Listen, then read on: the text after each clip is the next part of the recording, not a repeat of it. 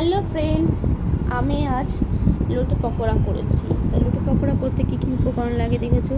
পেঁয়াজ কুচি, রসুন, আদা কুচি, দুটো কাঁচা লঙ্কা, একটা ডিম, এইসব তো নিয়েছি। তার মধ্যে আমি প্রথমে তো লুটে মাছকে ম্যারিনেট করে রেখেছিলাম 1 ঘন্টা নুন হলুদ মাখিয়ে। তো 1 ঘন্টা পর যখন আমি আবার লুটে মাছের কাছে আসি, তো সেখানে দিয়েছি বেসন, প্রয়োজন মতন আটা, না চাইলে আপনারা ময়দাও দিতে পারেন। আমাদের আটাটা শরীরের জন্য আমাদের জন্য ঠিক মনে হচ্ছে, কারণ আমাদের ময়দা খাওয়া বারণ।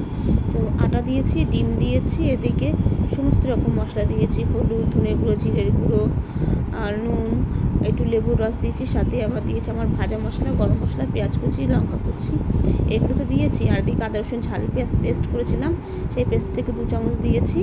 আর সাথে তো লেবুর রস আগেই বলে দিয়েছি।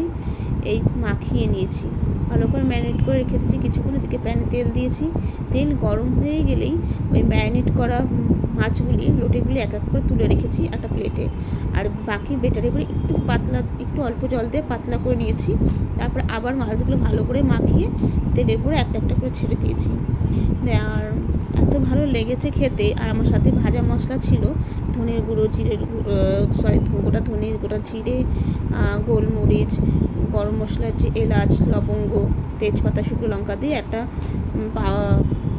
মশলা বানাই আমি।